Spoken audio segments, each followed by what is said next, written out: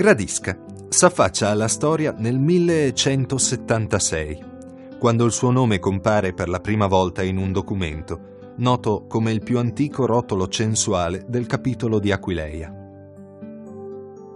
In epoca medievale, il territorio gradiscano, probabilmente già abitato in età romana e longobarda, si trovava in balia degli scontri tra i patriarchi di Aquileia e i conti di Gorizia, finché, nel 1420, la Repubblica di Venezia occupò tutto il Friuli.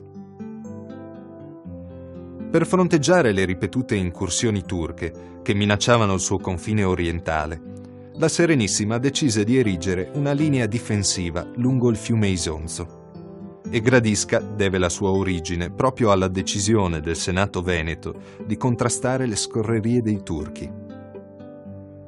Nel ventennio 1479-1499, l'originaria difesa, costituita da una trincea protetta da terrapieno e palizzata, si trasformò in una fortezza, dotata di una poderosa cinta muraria, munita di torrioni e circondata da un profondo fossato.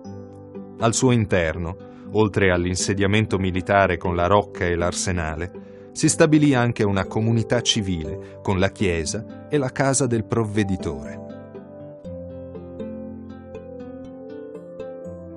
Nel 1500 la Serenissima si trovò proprio a ridosso del confine con l'impero asburgico, che, con la morte del conte Leonardo, aveva incorporato la contea di Gorizia. La nuova situazione territoriale non poteva che preludere a uno scontro. Dopo alterne vicende, nel 1511, gli imperiali, con gli alleati della Lega di Cambrai, conquistarono la fortezza veneta. Da quel momento, e fino alla conclusione della Grande Guerra, l'Aquila degli Asburgo sostituì il Leone di San Marco nella storia di Gradisca. In più riprese Venezia tentò di recuperare la fortezza, ma anche nel corso degli sforzi militari sfociati nelle guerre gradiscane del 1615-1617, la Casa d'Asburgo riuscì a difendere la posizione. Gradisca uscì da questa guerra fortemente danneggiata e la sua risistemazione apparve subito estremamente costosa. Così, nel 1647, la Casa d'Austria cedette Gradisca, per un importo di 315.000 fiorini, a un principe originario di Graz, Giovanni Antonio di Eggenberg, sotto la cui sovranità la cittadella trascorse un periodo particolarmente fortunato. Gradisca divenne capoluogo della contea principesca e nel centro storico sorsero eleganti residenze nobiliari, edifici pubblici come la Loggia dei Mercanti e il Monte di Pietà, e prese forma Palazzo Torriani. Nel 1717, con l'estinzione della linea maschile della nobile famiglia stiriana, la cittadella ritornò alla Casa d'Austria, perdendo la sua autonomia, e nel 1754 fu annessa per volontà di Maria Teresa alla contea di Gorizia, dando luogo alle riunite contee di Gorizia e Gradisca. Con l'avvento di Napoleone, di cui si ricorda il pernottamento presso il palazzo de Finpatuna, anche Gradisca, sia pure per breve tempo, subì 2 volte l'occupazione francese, prima di ritornare, nel 1813, alla Casa d'Asburgo. Da allora, la fortezza diminuì progressivamente la sua storica importanza strategico-militare e nel contempo la sua situazione di città murata ne limitò lo sviluppo. Pertanto, nel 1863, la cinta muraria fu parzialmente demolita, insieme al torrione del palazzo e alla Porta d'Italia, lasciando libera un'estesa superficie che venne destinata al riordinamento in campi e giardini.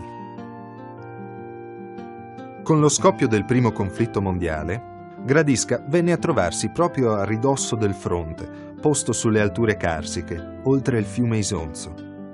Nell'ottobre del 1917, durante la ritirata di Caporetto, Gli incendi appiccati dall'esercito in fuga distrussero anche ciò che i bombardamenti avevano risparmiato. Si salvarono poche case del centro storico e la chiesa della Dolorata, Palazzo Torriani e Palazzo de Fimpatuna conservarono solo le facciate. Il 6 gennaio 1921, gli accordi di pace, che seguirono la sconfitta dell'esercito austro-ungarico, stabilirono l'annessione di Gradisca al Regno d'Italia. Il dopoguerra fu caratterizzato dagli stenti e dalle difficoltà di ristabilire un assetto socio-economico, il cui sviluppo subì un altro arresto quando cominciarono a addensarsi nuovi venti di guerra. Il clima si incupì drammaticamente il 12 settembre 1943, allorché Gradisca fu occupata dall'esercito tedesco. Molti allora contribuirono a organizzare quella resistenza, che sfociò poi nella lotta partigiana, mentre anche le bombe alleate non risparmiarono la cittadella. Il 29 aprile 1945 Gradisca fu sgombra dalle truppe tedesche e il 5 maggio un ufficiale inglese, insediatosi nel palazzo comunale, divenne primo governatore militare della zona di Gradisca. Solo più tardi, nel settembre del 1947, Gradisca fu riconsegnata all'Italia.